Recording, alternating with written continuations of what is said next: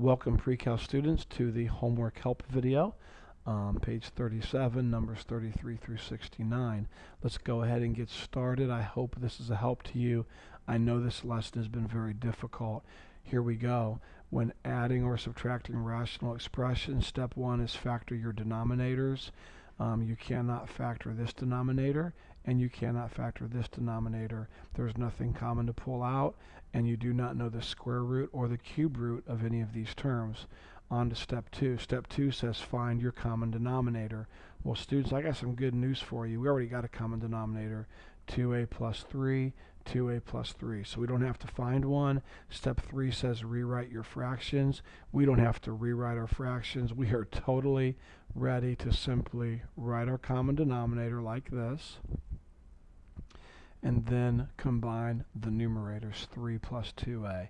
And of course 3 plus 2a, please don't put 5a. 3 plus 2a is just simply 3 plus 2a. They're unlike terms. You cannot combine them. You're finished. Wow. Actually, you know what? We're not finished. I just misspoke. I would give you, I guess, credit on a test or a quiz for this, but 3 plus 2a is the same thing as 2a plus 3, right? And what's your denominator? 2a plus 3. If I said what's 5 over 5, you would say 1. If I said what's a million over a million, you would say 1. Anything over itself is 1. So 2a plus 3 over 2a plus 3 just equals 1. I would probably accept either one of those two answers. Okay, 37. We're going to add these two rational expressions. So step 1 says to factor the denominators as far as you possibly can. Okay. So let's go ahead and factor our denominators. Let's start with, that's step 1 that I've taught you. X plus 2 can obviously not be factored. There's nothing common to pull out. And we do not know the square root or the cube root of either one of those two terms. However, we can factor x squared minus 4 because there's nothing common to factor out, but we do know the square root of this term. We do know the square root of this term, so we're dealing with perfect squares. Whenever you're dealing with perfect squares, this term has to be positive, this term has to be negative. You go ahead and put two little parentheses. The square root of x squared is x. We put an x here and here. The square root of 4 is 2. We put a 2 here and a 2 here. Make one positive, make one negative. So we have now factored this denominator. I'm going to go ahead and grab this and slide it right up here and take this pen and cross this off. So step 1 is done. We have factored our denominators. Step 2 is find your common denominator. Now, we compare binomials with binomials. We'll put a b here for a binomial, put a b here, and a b here. How many groups of x plus 2 do I have here? One group. How many groups of x plus 2 over here? One group. Which denominator has the most? Well, they both have 1. So I'm going to write x plus 2 one time. And I'm done with that binomial. I'm going to cross off the b there and the b there. Now, here's x minus 2. How many groups of x minus 2 do I have here? 1. How many over here? None. Which denominator has the most? This one does, and it has 1 x minus 2. So there, you have found your common denominator. You've compared all the binomials, and so we're moving on. Step 2 says to rewrite your fractions with the new denominator. So let me go ahead and copy this. There we go. And I want, because I have two fractions, I'm going to go ahead and write my common denominator 2 times like this. Let's go ahead and put a fraction line here, plus sign, put a fraction line here. Now what I've taught you to do is you always bring down your numerator. So we're going to bring this 3 down. You bring this 2 down. And now, what do I have extra here that I don't have here? Well, I have an x minus 2. So I've got to write x minus 2 in the numerator to balance my fraction. Now, what do I have extra here that I don't have here? Nothing at all. I see nothing. So there's nothing to write in the numerator with this 2. So step 3 is accomplished. I have, let me fix this real quick. I have rewritten my fractions with the new denominator. Now, step 4 says to go ahead and combine your fractions and simplify the numerator. So I'm going to combine my fractions, 3 parentheses, x minus 2 plus, because of the plus sign, plus 2, all over, I'm going to put CD for common denominator. All right? I'm going to try to squeeze this in on the same screen. Now I look at my numerator. I have a 3 to multiply through this parentheses. So I would have 3x minus 6 plus 2 all over my common denominator. And now if you'll look at your numerator, there are two like terms you can put together. So my final answer would be 3x negative 4 all over x plus 2, x minus 2. And there we go. You have, let me circle the answer here. You have combined these two rational expressions. Okay, let's continue on to the next problem. Okay, as I mentioned in your notes, there really has to come a time where you're responsible for the factoring, so I'm going to go a lot faster on the factoring now. Step 1 is factor your denominators. I cannot factor this denominator here. However, this denominator here can be factored. They're both perfect squares. So the square root of x squared is x, and the square root of y squared is y. Make one positive, make one negative. I'm going to go ahead and cross this off. I have factored all of my denominators that were factorable. Step 2 says find your common denominator. Well, this is a binomial, this is a binomial, and this is a binomial. We're going to compare binomials with binomials. How many groups of x plus y do I have here? 1. How many groups of x plus y over here? 1. Which denominator has the most? Well, they both just have 1.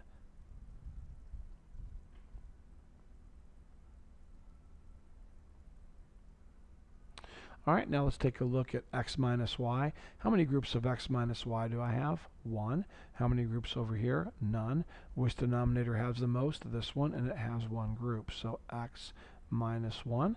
We have finished comparing all the binomials. There's nothing else to compare, so we have our common denominator. So step 3 says now to rewrite your fractions using your common denominator. So I'm going to write one common denominator here. And, well, I didn't mean to do that. Write one common denominator there, and we're going to write 1 right here. And let's go ahead and see what happens to the numerators. Put my fraction bars, put my plus sign. You know to bring down your 3, and you should know to bring down your x minus 5y. Now, because that's two terms, I'm going to put parentheses around it there. Now, what do I have extra here that I don't have here? Well, it looks like an x minus y. So I'm going to write an x minus y up here to balance the fraction. What do I have extra here that I don't have here? Nothing at all. So this fraction is good. Let's go ahead now and combine our two fractions. So 3 parentheses x plus y plus the next numerator, which is x minus 5y all over your common denominator. Now I want to run out of room, so I'm going to go ahead and move this to another page.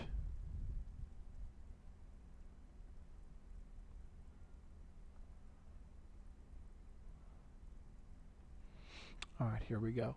So let's continue to simplify the numerator. The numerator would become 3x plus 3y because you multiplied your 3 through. There's a positive sign here, which means none of the signs changed inside your parentheses. So you would have a positive x and a negative 5y still all over your common denominator. And then your final answer would be 4x, that's 3x plus x, and then negative 2y, because positive 3y minus 5y is negative 2y all over your common denominator, which is x plus y, x minus y. Okay, finished with that problem. Moving on to the next one.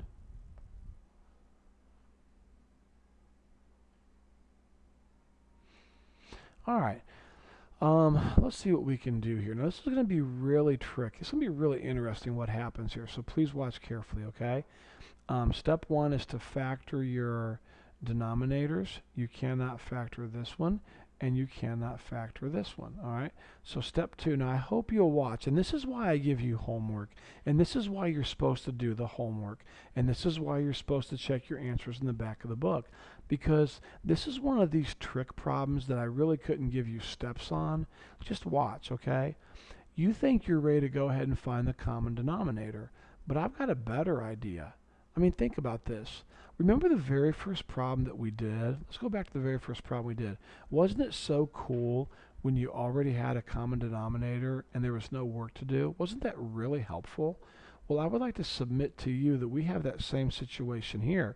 Now, you might think that Mr. Earhart's eyes are going bad and I can't see very well, but because one denominator is 2x minus 3y and the other denominator is 3y minus 2x. But notice just the signs are different. Do you see that? Now, I'm not sure if you've ever learned this before, but you can totally change the sign in a fraction. Let me give you a different example down here to look at. It is mathematically equivalent. If you had x minus 5 over 2, you can change the sign of one term as long as you change all the terms. So this positive x right here, you could make it negative as long as you made this positive and as long as you made this negative. Okay? You can change the signs of a term as long as you do it to all of the terms. So I'm seeing right away, hold it, I can just quickly take this first fraction, make this negative, make this negative, make this positive, and now look at what you have. You have a negative 2x, over here is a negative 2x, you have a positive 3y, here's a positive 3y. So really, your first fraction now looks like this. Negative x plus 3y minus 2x minus y over 3y minus 2x. So, but just by very simply changing all of the signs in this fraction, I now have a common denominator. It's 3y minus 2x, 3y minus 2x. So I'm ready to go ahead and roll. I'm all set. I'm going to go ahead and write my common denominator, 3y minus 2x. And then I'm going to write negative x minus y, negative y. Now some books might factor out this negative x and negative y up top like this and put a negative sign out front. I am totally fine with this answer here. That's not a big deal to me. But however, some books might do this. See this top right here? I'm not sure what your book does, but they might put a negative 1 and then put x plus y up top like this, and then take that negative 1 and cross it off and put a negative sign out front and make the whole fraction negative. You do not have to do that. This is totally acceptable, and I will also accept this. All right, let's continue on to number 49. Now we're definitely getting into some more difficult problems. Step 1 says to factor your denominators first. I cannot factor this denominator nor this one, so we'll leave those two alone. However, I can factor this denominator here. They're perfect squares. The square root of a squared is a. The square root of b squared is b. Make one positive, make one negative. So cross off this denominator. Step 2 says find your common denominator. I have one group of a minus b here, one group here, none over here. Which denominator has the most? Well, they both have 1. So I'm going to use one group of a minus b. Now, how many groups of a plus b? 1. How many groups of a plus b? 1. Which denominator has the most? Well, they both have 1. So my common denominator is going to be a minus b and, excuse me, a plus b. All right, so there's my common denominator. I compared all of the binomials. And now we're going to write this common denominator 3 times because we do have, I was afraid that was going to happen actually. Let's see here, students, hold on one second. Oh, we'll just do this.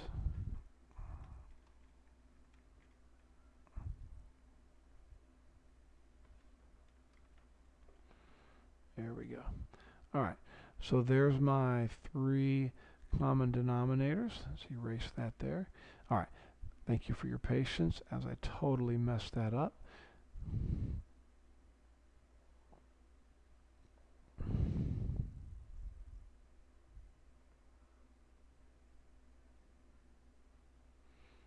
All right, so there's our common denominator. We have a plus sign here, fraction bar, plus sign here, and a fraction bar. Okay, now step 3 says to rewrite your fractions. So bring down your 5a, bring down your ab, and bring down your 4b. Now I'm going to go fast. What do I have extra here that I don't have here? An a plus b. Be sure and put parentheses around it. It's 2 terms. What do I have extra here that I don't have here? Nothing, so just leave everything alone. Bring down your AB like we've already done. What do you have extra here that you don't have here? An A minus B. So I'm going to write an A minus B to balance my fraction. And now we're ready to go ahead and combine the fractions. So we have 5A parentheses A plus B plus AB plus 4B parentheses A minus B, and that would all be over. I'm just going to put CD for common denominator. You're more than welcome to do that. All right. Now let me go ahead and move this over to another page, and we'll continue to work. Now we're going to have to simplify. Now we're going to have to simplify the numerator. So let's go ahead and start with the numerator. 5A multiplied through would be 5A squared plus 5AB, and then plus AB, and then a positive 4B times A would be positive 4AB, and positive 4B times negative B would be negative. A positive times a negative is negative, and 4B times B is 4B squared, all over your common denominator. And now let's finish the problem. 5A squared, I see no other A squareds up here, so I'm going to write 5A squared. Next I have an AB term, an AB term, and an AB term. So 5AB, 1AB, and 4AB should give us a positive 10AB. And then bring down your negative 4B squared. And your common denominator was A minus B, A plus B. And that is the end of the problem. All right? Let's take a look at the next problem. All right, here we go. Let's combine these rational expressions. Step 1, factor your denominators. This cannot be factored. This cannot be factored. However, this one here can be factored. It's a trinomial with a lead coefficient of 1. So very quickly, the two numbers I would use would be a positive 1 and a negative 2, because if you multiply those you get negative 2. If you combine those you get a negative 1. So x plus 1, x minus 2. There we go. And now we have factored this. Step 2 says find your common denominator. Now hold it. I just noticed something, students. Look. See how I have an x minus 2 right here? Do you see that? And look what I have here. A 2 minus x. Remember what we can do? We can make this a negative. I can make this a positive, and this a positive. Now that might not help though. Hold on one second. No, that was already positive. So let me go over this again. I can make this negative.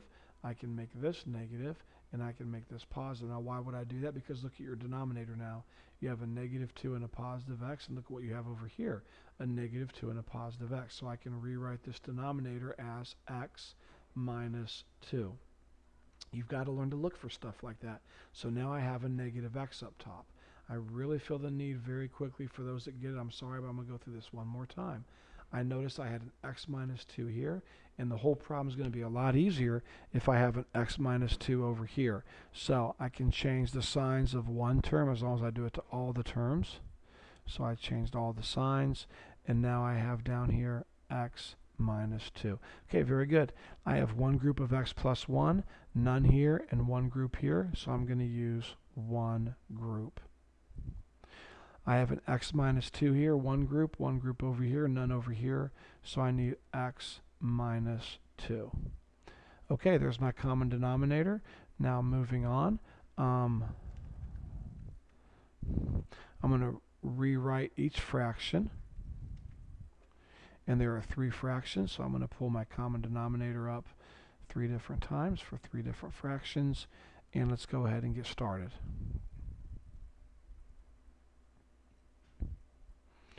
Let's first of all bring everything down in our numerator. So bring down your 1, bring down your negative x, bring down your x squared plus 2. What do you have extra here that you don't have here? An x minus 2. Don't forget parentheses around it. What do you have extra here that you don't have here? An x plus 1. So I'm going to put an x plus 1. And then what do we have extra here that we don't have here? Nothing at all. And so this fraction is fine. Now let's go ahead and combine our fractions. So I have 1 parentheses x minus 2. And then see this plus sign right here? Plus, and then be careful, I have a negative x and then an x plus 1. Now, Mr. Earhart, negative x is one term. Why did you put parentheses around it? Well, think about it. If I didn't put parentheses around it, it would have looked like this. It would have been plus, then minus, then x. And that's pretty unorthodox. I'm going to put parentheses around it to kind of separate those signs. And then here's your plus sign, so put a plus sign, and then x squared plus 2. And that's all over your common denominator. All right? We're going to run out of room. Let's go ahead and move this to another page. And here we go. Let's first of all continue to simplify our numerator. 1 times x and 1 times negative 2 would be x minus 2. And then I have a negative x times an x would be a negative x squared, and a negative x times 1 would be a negative 1x, or a negative x. Now I know there was a plus sign here, but I know that plus sign will not change any of the signs in there, so I'm not concerned about that. And then I don't think you can see the 2, but I believe, let me go back a page. Yes, there's an x squared right there. So then plus x squared plus 2. Okay? All over your common denominator. And now let's go ahead and simplify. Here's a negative x squared and a positive x squared. They're going to cancel out. And look at this. A negative x and a positive x, they cancel out. And then a negative 2 and a positive 2. So you end up with 0 over your common denominator, which would be x plus 1, x minus 2. Well, 0 over anything, unless of course you have 0 in the denominator, but excuse me for yawning, but 0 over anything is 0, so your whole answer becomes 0. Now there are some exceptions to that. I mean, notice that yes, your answer is 0, and I guess I would accept this too for an answer. I'd prefer this right here. But remember, you have 0 for an answer as long as x does not equal what? Remember our domain we talked about in the last class period? X cannot equal, let's see, what would make this group a 0? X could not equal a negative 1. And what would make this group a 0? 2. So you could say the answer is 0 as long as x is not these two numbers, or you could just leave your answer like this. Either way is fine. I'm not going to make a tremendously big deal about that, okay? Tremendous big deal. All right, let's go ahead and take a look now. I think we're down to 4 problems left in the whole assignment. That's really good. So let's go ahead and take a look at this problem here. Okay, students, let's move this over here. And remember, we did one of these or two of these in your notes from earlier. Hopefully you listened to the notes and took notes. But we have 2 fractions up here, and we're going to want to combine them and make them one fraction over here. So I'm going to work on that right down here. X over y minus y over x. Okay, you cannot factor any of your denominators. So I'm going to find a common denominator. I have 1y here and no y here, so I need 1y. I have 1x here and no x here, so I need an x. So there's the common denominator, xy, xy. Bring down your minus sign. Now, what do you have extra here that you don't have here? Well, it looks like an x, and you've also got to bring your x down, so x times x. We can put x squared later if you would like. Now, what do I have extra here that I don't have here? A y. And you're also going to bring down your y, so you have a y and a y. So it looks like to me we're going to end up with this up top. X squared, that's x times x, minus y squared all over, and what's your common denominator? X, y. And then put your really long fraction bar. So these 2 fractions here, when we combine them, combine to that expression right there. All right, let's go ahead and take the bottom 2 fractions now, and let's see if we can't work with those quickly. 1 over y and 1 over x. Okay. You cannot factor your denominators, so we look at our monomials, y and x. I have 1 y here and no y here, so I need a y. I have 1 x here and no x here, so I need an x. So it looks like to me my common denominator is going to be yx or xy. Bring down your numerators, a 1 and a 1. What do I have extra here I don't have here? An x, so put an x up here. What do I have extra here that I don't have here? A y, so put a y. So it looks like to me we're going to have x plus y all over xy. So we took these two fractions here and we put them together. Okay? Now, remember when you have one fraction over another fraction, that would be the same thing as x squared minus y squared all over xy. That's your top fraction right there, divided by the bottom fraction, which is x plus y over xy. Now remember, first of all, when you're dividing fractions, you want to factor anything at all that you can factor. Well, x squared minus y squared is obviously, we know how to factor that. The square root of x squared is x, and the square root of y is y. Make one positive, make one negative, so we can factor this numerator. And now whenever you're dividing fractions, remember, you want to flip the second fraction and multiply. So we're going to flip the second fraction.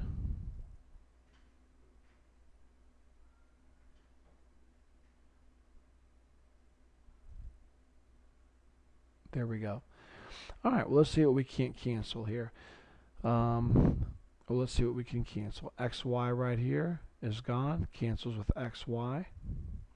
X plus y cancels with x plus y. So you're left with y minus x minus y times 1, which would be x minus y over 1 times 1 is 1. You're more than welcome to have that answer, or anything over 1 is just itself. So you're welcome also to have x minus y. Either way is acceptable. All right, let's move on to the next problem. Notice I have another complex fraction. Here's my real long fraction bar right there. And notice the top does not need to be combined at all. It's just a trinomial. But the denominator here, I've got to put these two fractions together. So let's do this very quickly. First of all, I'm just going to work below it here. Let's go ahead and move this over a little bit to give us some more room. Excuse me again for yawning. I do apologize. It's late in the evening for me. Now let's take a look at these two fractions. You cannot factor your two denominators. However, we can go ahead and find a common denominator. I have 1 y here and no y here, so I need a y. I have 1 x here and no x over here, so I need an x. So my common denominator is yx or xy. Bring down your minus sign. Bring down your x squared and bring down your y squared. Now, what do I have extra here that I don't have here? An x. So I'll put an x up top. And then what do I have extra here that I don't have here? A y. So I'm going to put a y up top. So it looks like to me that these two fractions here simplify to, well, x squared x, that would be x cubed, minus y squared y, that would be y cubed, all over xy. And of course, what's still up top? X squared plus xy plus y squared. Now we're ready to go ahead and take the bottom fraction, flip it, and multiply. So here's the top part right here. I'm going to go ahead and put that over 1. Here's the top part of my big complex fraction. It's x squared plus xy plus y squared. That's the only thing up top. I'm going to put it over 1. And then, if it's okay with you guys, I'm going to go ahead and start skipping a step here. I'm going to go ahead and put times, and I'm going to go ahead and flip this fraction right now. So I would have an xy up top, and then an x cubed minus y cubed in the bottom. Now, students, you can factor this. You should recognize that right away. You really should. We know the cubed root, and we know the cubed root. So we put a little parentheses, and then we put a big parentheses. The cubed root of x cubed is x. The cubed root of y cubed is y. Bring down your negative sign. Take this term here and multiply it by itself. X times x is x squared. Then take this term and this term, multiply them together. X times y is xy. And this, then take this term right here and multiply it by itself. So y times y is y squared. Whenever this is negative, everything over here is positive. And so there, you just totally factored this down to this. Now, why is that a big deal? Well, I'm glad you asked. Here's why it's a big deal. Because now if you'll look, this whole trinomial right here, x squared plus xy plus y squared, all of this completely cross cancels with this, and you're left with a 1. So 1 times xy would be xy up top, and then 1 times x minus y would be x minus y in your denominator. Not too bad. Worked out pretty nicely. Okay, let's go ahead and let's take a look at the next problem.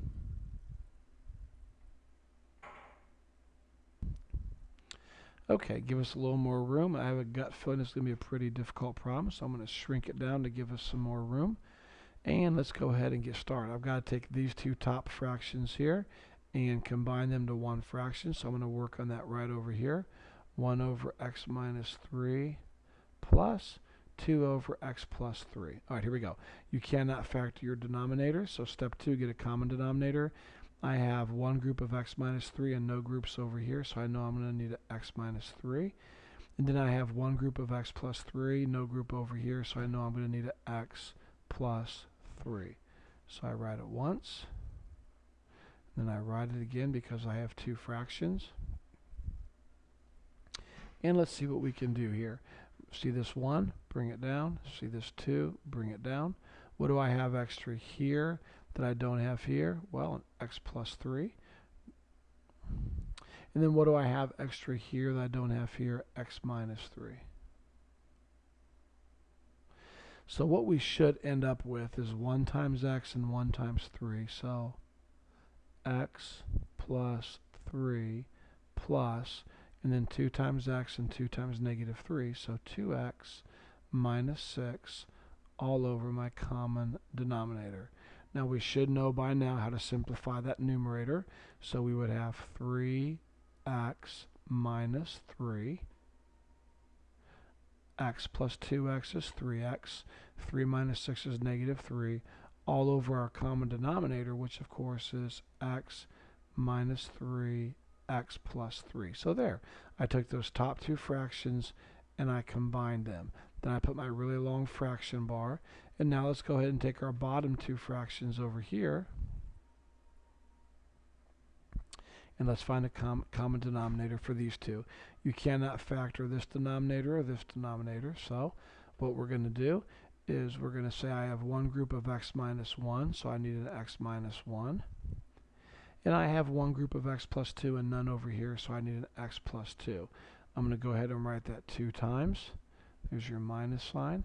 And then x minus 1, x plus 2, fraction bar. All right, here we go. So what do I have extra? Well, first of all, bring down your 3, and then bring down your 4 from your two numerators right here. Now, what do I have extra here that I don't have here? X plus 2. What do I have extra here that I don't have here? X minus 1. Let's take this a little further. I would now have 3x, or 3 parentheses, x plus 2, and then minus, and then 4, x minus 1, all over your common denominator. Okay, draw a little arrow.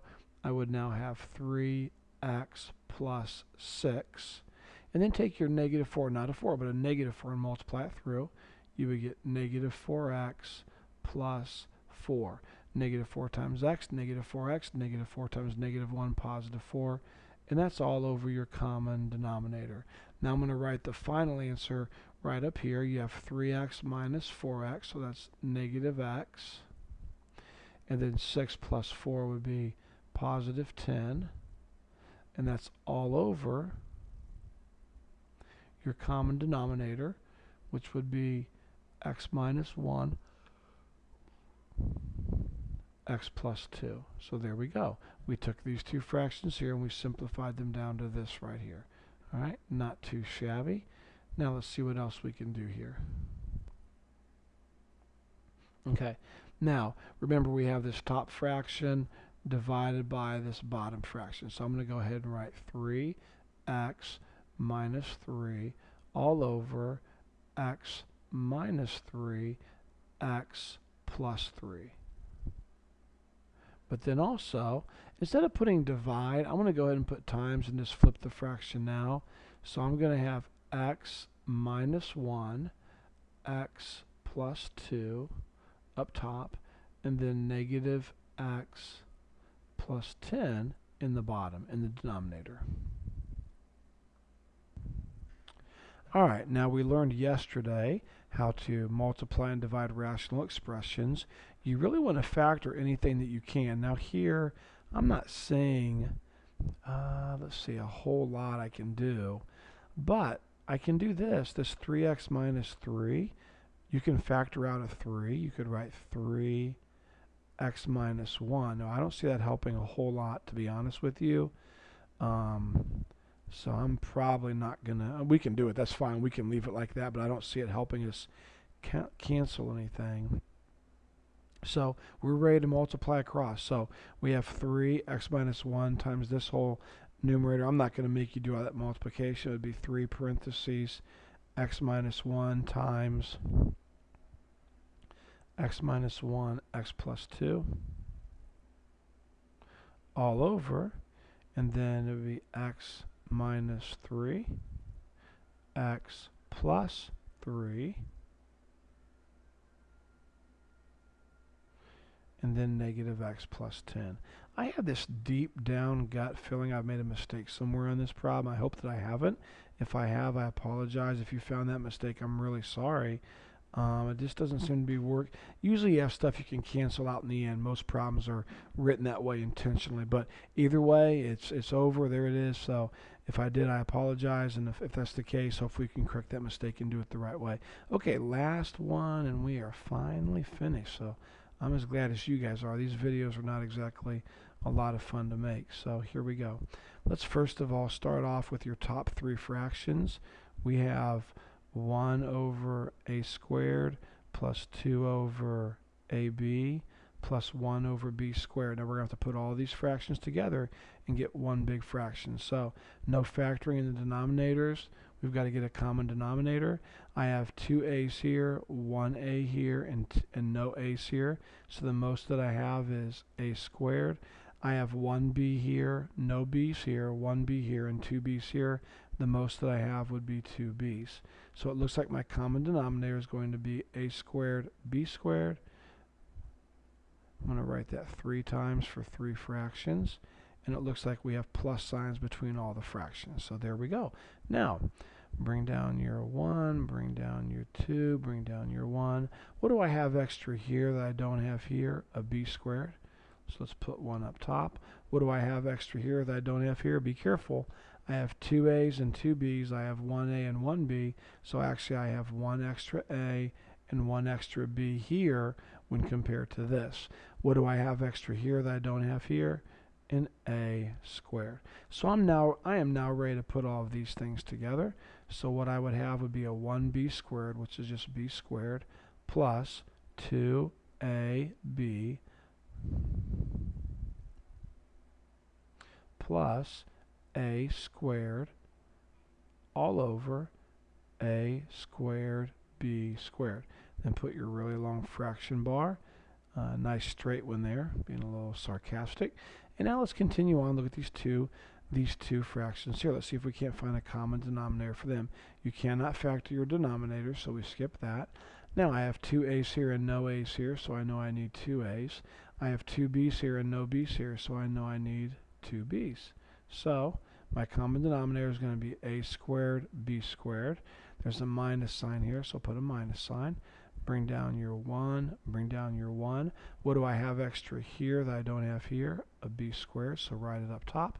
What do you have extra here that you don't have here? An a squared, so we write it up top. So 1b squared is the same thing as b squared minus a squared all over a squared b squared. Now, we've done really well. We've taken 3 fractions here and we reduced them or simplified it down to one fraction. We had two fractions here. We simplified that down to one fraction here, and now we're ready to take our top fraction, which is b squared plus 2ab plus a squared all over a squared b squared, and then we're ready to divide this top fraction by the bottom fraction. But just to save a step, instead of putting divide and writing the fraction and then flipping, I'm going to go ahead and put times now, and I'm just going to go ahead and flip this bottom fraction now. So the a squared b squared will go up top instead of the bottom, and the b squared minus a squared will go in the bottom instead of the top. Now let me hit new page real quick, and I have a reason for doing that. We're just going to flat run out of room, so we're going to do this, and we're going to drag it right here. Alright, now let's continue. So we have this fraction here times this fraction here. What I taught you yesterday is to factor each term as far as you can. Now we can't factor a monomial, can't factor a monomial. However, b squared minus a squared, are you kidding? We have perfect squares. We know the square root of b squared, it's b, so we put a b here and a b here. We know the square root of a squared, so we're going to put an a here and an a here. Make one positive, make one negative. Cross that off. That's pretty good. Now actually we know how to factor this too, believe it or not. We do know how to factor b squared plus 2ab plus a squared. We have a lead coefficient of 1. We have a 1 here. So what two numbers when multiplied together would give you a 1? When added together would give you 2. Well, a positive 1 times a positive 1 gives you 1. And when you add them, you get a 2. Now this is factoring. It's a little tricky, so please watch carefully. You're used to putting something like this. You see a b squared, so you're used to putting, okay, b plus 1, b plus 1. Well, hold it. It's not just 1 here on the end. We also had an a squared. So you would also have to put an a and an a. All right? So I have factored this numerator all the way down to this right here. b plus a, b plus a. There we go. Now let's do some canceling. For example, a squared b squared, a squared b squared, b plus a, b plus a, and now we're just about done. B plus a times 1 would be b plus a, and then 1 times b minus a would be b minus a. And there, that's it. So we took this problem way back here. Look what it looked like. And we simplified it all the way down to something like this. Okay? And that's it.